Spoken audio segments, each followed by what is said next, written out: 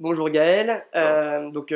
merci pour cette interview que tu nous accordes. Je rappelle que tu es intervenu lors du club du marketing émotionnel pendant notre dernier after émotionnel. Tu es cofondateur de FanVoice. Fanvoice, c'est une plateforme de co-création à grande échelle. Donc l'idée, c'est de réunir des marques et leurs clients autour de brainstorming géants sur Internet pour améliorer des produits ou des services existants, ou bien en inventer des nouveaux. La particularité de Fanvoice, c'est que non seulement on a cet aspect réceptacle où on va collecter un maximum de nouvelles idées, de propositions d'amélioration venant des clients pour la marque, mais en plus on va faciliter l'analyse de ces verbatims en utilisant des technologies d'analyse sémantique. Donc en gros, on prend des centaines de verbatims, des milliers, des dizaines de milliers, et on va en déduire des statistiques. Donc en fait, plus largement, vous faites appel à la communauté pour aider les marques. Ces appels à la communauté, ça existe déjà depuis des années. Il me semble d'ailleurs que c'est Amazon qui a un peu lancé l'idée de crowdsourcing dans le travail. Est-ce que tu penses que ça peut être la fin du modèle salarial ou c'est juste un nouveau modèle parallèle? Nous, le crowdsourcing, on ne le voit pas en mode crowd labor, donc je ne vois pas du tout la fin du modèle salarial, je vois plutôt un nouvel élan en fait, dans le monde des études. C'est-à-dire que jusqu'à présent, les études traditionnelles identifiaient soit des grands volumes de participants, des panels, auxquels on posait des questions, on leur donnait les réponses, et on leur disait choisis la meilleure réponse d'après toi. Nous, on pense que là, on n'apprend pas grand-chose de nouveau quand on donne des questions et les réponses. Donc, on est plutôt sur une nouvelle approche, un outil complémentaire en phase d'étude pour identifier des nouveaux insights, des nouvelles attentes, des nouvelles possibilités d'optimiser un produit, des nouvelles opportunités de marché. Donc, on se voit plus en complément qu'en remplacement de quelque chose. Donc aujourd'hui, le crowdfunding, crowdsourcing, c'est des choses qui existent déjà depuis maintenant, on va dire, cinq ans. Ça marche très bien. Au début, quand ça a démarré, l'objectif c'était vraiment de faire naître des nouveaux projets. Est-ce qu'aujourd'hui, les marques ne feraient pas appel aux communautés dans un élan de communication plus que dans un réel élan de recherche et développement? Non, justement, là aussi, on voit que le marché a évolué.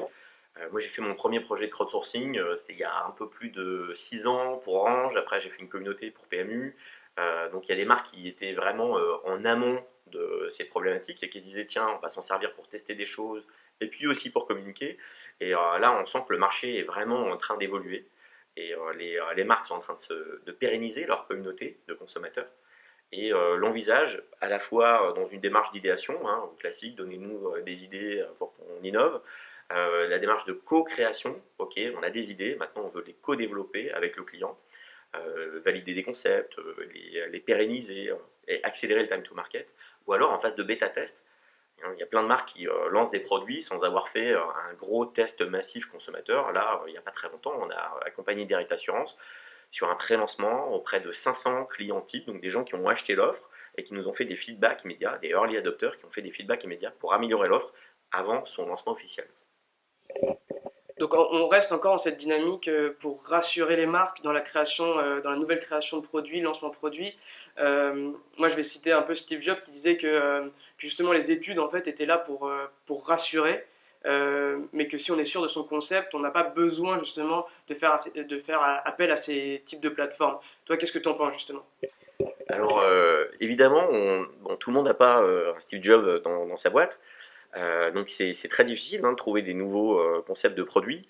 Euh, et puis surtout de trouver des concepts de produits qui marchent. Il y a 43% des produits qui sont lancés en Europe qui sont en échec dans les 12 mois qui suivent le lancement. Donc Steve avait raison d'un côté, oui il faut rassurer la direction générale en lui disant bah écoute c'est bon maintenant on a un certain nombre d'insights qui nous permettent de dire que on va poser X millions sur la table pour un lancement d'un nouveau produit et on va pas le planter. Donc ce phénomène réassurance, il n'a pas changé, c'est toujours le boulot des études et on y contribue. Maintenant, il y a aussi un boulot autour de l'accélération de la sortie du nouveau produit. Donc tu vois, Apple par exemple, ils n'attendent pas d'avoir complètement abouti un produit, ils vont sortir une première série et puis après, chaque année, ils sortent une nouvelle release, etc. Tous les industriels ne peuvent pas se lancer dans la même démarche. Donc ils ont un enjeu qui consiste à trouver un maximum de bons insights au départ pour mettre les bonnes fonctionnalités dans le produit V1, sachant que le produit V2 il arrivera peut-être que dans 2 ans et pas dans 9 mois comme chez Apple. Donc y a un vrai sujet là-dessus et la co-création, l'implication en fait de la foule et des clients dans la démarche de création du produit est vraiment importante et peut aider en ce sens. Là, on a accompagné AXA en début d'année sur le lancement d'un nouveau produit d'assurance. Eh bien, en gros, AXA prenait avant un peu plus d'un an pour lancer un nouveau produit. Là, aujourd'hui, ils sont en train de réduire considérablement le time to market. Ils arrivent à le faire en quasiment 6 mois. Donc, tu vois, réassurance, accélération. Du coup, ça me permet d'enchaîner sur la prochaine question. Là, aujourd'hui, FanVoice travaille avec combien de clients et fait contribuer combien justement de personnes autour de ses clients? Alors, les foules sont multiples, hein, on a beaucoup de communautés. On a géré aujourd'hui chez FanVoice une quarantaine de projets de co-création avec des marques. Donc je ne peux pas donner tous les chiffres, mais à titre d'info, une communauté de but à gaz, par exemple, ils ont commencé avec une petite communauté de 50 personnes. Aujourd'hui, il y a 1000 personnes actives dans leur communauté. Ils ont un réservoir de 70 000 personnes qui peut être exploité. Chez EDF, on a une communauté qui est beaucoup plus grande, mais qui n'a pas le même objectif. Chez Somfy, c'est une communauté qui est en train de grandir, mais considérablement. Chez Crédit Agricole, ils ont démarré avec des communautés régionales, et ils préparent plusieurs communautés régionales qui s'additionnent et qui demain vont peut-être contribuer à un projet national.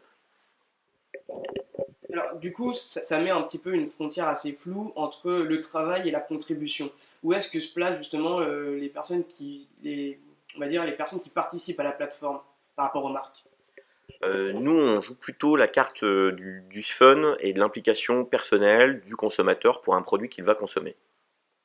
Donc on se positionne pas sur le créneau du travail comme un Créads ou un Eyeka qui font très bien leur job avec des communautés de créatifs qui viennent chercher des pitchs soit pour s'entraîner, soit pour gagner de l'argent.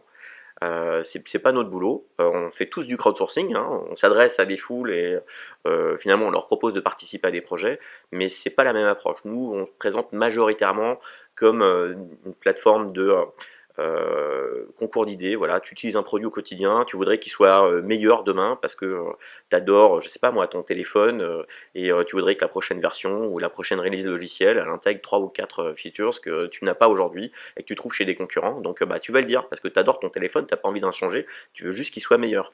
Ça va être pareil pour n'importe quel type de produit. Et on se positionne aussi de plus en plus sur du bêta test. Donc, ok, tu t'es exprimé avant où la marque a deviné toute seule parce qu'elle avait un Steve Jobs dans ses tiroirs et elle te dit bon bah tiens voilà le produit maintenant dis-nous ce que t'en penses. Et là aussi on voit que les consommateurs sont super contents, c'est un peu une partie de jeu. Il y a un côté VIP à recevoir un produit avant les autres, à pouvoir s'exprimer, à voir qu'on est entendu, écouté et entendu. Voilà. Donc, est-ce qu'on parle de rémunération, de défraiement pour les gens qui participent à cette plateforme? C'est quoi leur avantage à eux, à part le fun? Est-ce qu'il y a quelque chose qui vient après? Oui, alors on ne paye pas les gens, hein, on ne veut pas biaiser l'approche. Donc nous, on s'appelle Fan Voice, donc on va chercher d'abord des fans, pas au sens facebookien du terme. On va chercher des gens qui ont un intérêt pour la marque ou pour le produit.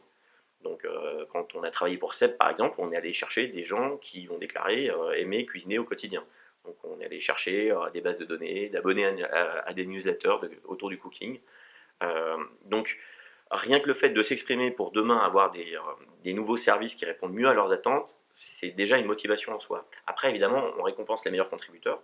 Donc, à la différence des études où tu vas avoir un petit chèque de 30-50 euros qui va être donné à chaque panéliste, ce qui du coup limite la taille du panel, nous on va appeler une foule beaucoup plus large et on va dire on va récompenser les meilleures idées. Et les meilleures idées, c'est pas forcément nous qui les jugeons finalement, c'est la foule elle-même. Donc les gens proposent des idées, des feedbacks. La foule dit oui, bah, moi je suis d'accord avec Roger33, c'est super intéressant ce qu'il a dit, mais j'ajouterai tel et tel sujet. Il y a un phénomène participatif d'ailleurs dont on n'a pas parlé pour l'instant, mais qui est assez intéressant. On n'est plus sur de la compétition comme sur un modèle EYK où c'est le meilleur créatif qui propose la meilleure créa qui va gagner, mais il y a un phénomène de coopétition où c'est les meilleures idées qui sont récompensées, mais les meilleures idées elles peuvent être alimentées par les idéateurs en soi, les gens qui proposent des idées, mais aussi des contributeurs qui vont dire je suis d'accord, mais alors il faudrait en plus affiner ton idée en proposant telle ou telle option, rajouter telle fonctionnalité, mettre celle-là plutôt qu'une autre, etc. Donc les gens qui contribuent à faire grandir une idée vont pouvoir aussi être récompensés. Donc en général, on a un super gros cadeau ou 10 cadeaux pour les top contributeurs. Et puis on a des cadeaux aussi pour des super contributeurs qui vont aider des idées dont ils ne sont pas à l'origine et qui vont les faire grandir. Donc on récompense plus qu'on rémunère. Donc, et du coup, Fanvoice dans tout ça, comment Fanvoice, elles se rémunèrent?